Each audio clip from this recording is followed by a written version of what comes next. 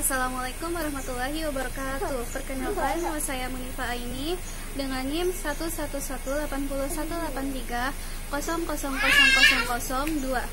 Mahasiswa UM Syarif Hidayatullah Jakarta, jurusan Pendidikan Guru Madrasah Ibtidaiyah semester 4 kelas A. Video ini saya buat untuk memenuhi tugas UAS mata kuliah Bahasa dan Sastra Indonesia MI atau SD yang diampu oleh dosen Bapak Dindin Ridwanuddin MPD. Terima kasih. Untuk materi yang pertama itu ada bunyi bahasa. Bahasa sendiri itu bisa diartikan sebagai ucapan. Bahasa juga mempunyai fungsi untuk alat komunikasi, alat pemersatu bangsa. Ada peranan bunyi bahasa, fonem bahasa Indonesia, perbedaan fonem vokal dengan konsonal, jumlah fonem vokal dengan artikulasinya, jumlah fonem konsonal dan artikulasinya. Nah, yang kedua itu ada materi deskripsi benda. Yang A, karakteristik kata benda. Yang B, perbedaan kata benda konkret dengan kata benda abstrak. Yang C, contoh kata benda konkret dan pendeskripsiannya. Yang D, contoh kata benda abstrak dan pendeskripsiannya. Yang keempat, identifikasi diri. Dalam identifikasi diri ini ada menuliskan nama diri. Biasanya menuliskan nama itu, huruf depannya itu harus huruf kapital atau huruf besar. Kemudian jika namanya itu terdiri dari dua kata, nah, nama yang kedua di kata kedua itu juga ditulis dengan menggunakan kata kapital. Kemudian menuliskan nama keluarga dengan gelar kekerabatannya, seperti kita misalkan manggil kakak kita dengan menggunakan kakak, kemudian baru nama. Yang ketiga, karakteristik nama diri dan keluarga. Yang keempat, menuliskan nama teman sejawat dengan status sosialnya. Yang kelima, menuliskan nama teman sejawat dengan pangkat akademiknya. Kemudian materi yang kelima yaitu kalimat sapaan. Ciri-ciri kalimat sapaan, contoh kalimat sapaan untuk teman sebaya, kalimat sapaan untuk orang yang lebih tua. Contohnya, kita memanggil orang tua kita dengan menggunakan kalimat sapaan ibu atau bapak, mama atau ayah, bunda, dan sebagainya. Kalimat sapaan untuk teman sebaya hanya menggunakan namanya saja. Kalimat untuk yang lebih tua bisa menggunakan dengan kakak atau yang lainnya. Dan untuk materi yang keenam yaitu dialog, prolog, dan epilog. A. Pengertian dialog, prolog, dan epilog. Yang B. Contoh dialog, prolog, dan epilog. Yang C. Berdialog dengan teman sejawat. Nah, dialog sendiri memiliki arti suatu naskah dalam drama yang dilakukan oleh dua orang atau lebih. Kalau prolog adalah prolog, epilog, dan dialog. Kalau prolog adalah kalimat pembuka yang terdapat di dalam kalimat naskah drama.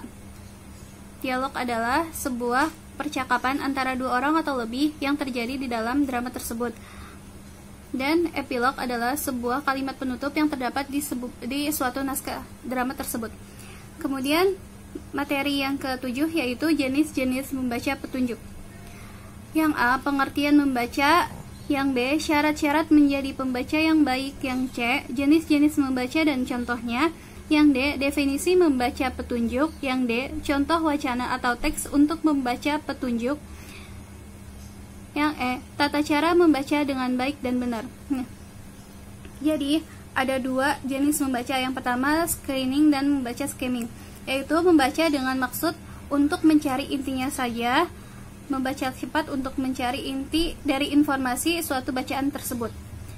Untuk materi selanjutnya yaitu tata cara membaca puisi, membaca teks.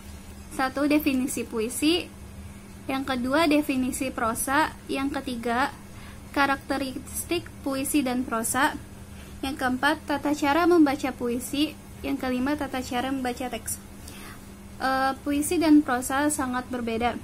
Puisi dibacakan dengan nada, dengan ritme, dengan penghayatan, dengan gestur tubuh juga. Untuk membaca teks sama dengan membaca yang lainnya, membaca suatu informasi, membaca suatu berita, dan lainnya.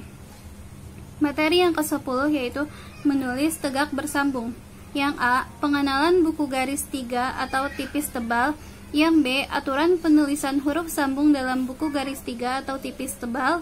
Yang C, contoh penulisan huruf sambung dalam buku garis 3 atau tipis tebal. Untuk memulai belajar menulis tegak bersambung, diusahakan menggunakan buku garis tipis yang mempunyai 3 garis tersebut yang suka diajarkan untuk anak MI atau SD. Materi yang ke-11 yaitu ringkasan. Yang A, pengertian ringkasan. Yang B, perbedaan antara ringkasan dan ikhtisar. Yang C, langkah-langkah menyusun ringkasan. Yang D, contoh ringkasan fiksi dan non-fiksi. Jadi ringkasan adalah sebuah kesimpulan yang telah dibaca sebelumnya, kemudian diringkas dari bab 1 sampai bab akhir. Berbeda dengan sinopsis.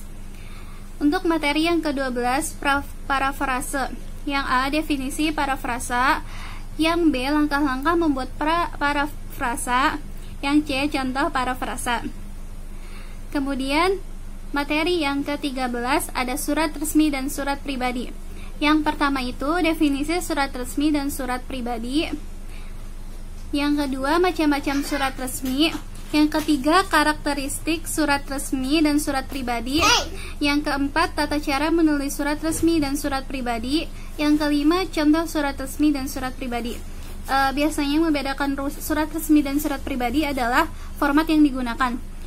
Untuk format surat pribadi itu non formal, hanya salam, isi, pembuka, salam, pembuka, isi, penutup. Kemudian jika surat formal itu memiliki kop surat, tanggal, tanda tangan, dan lainnya.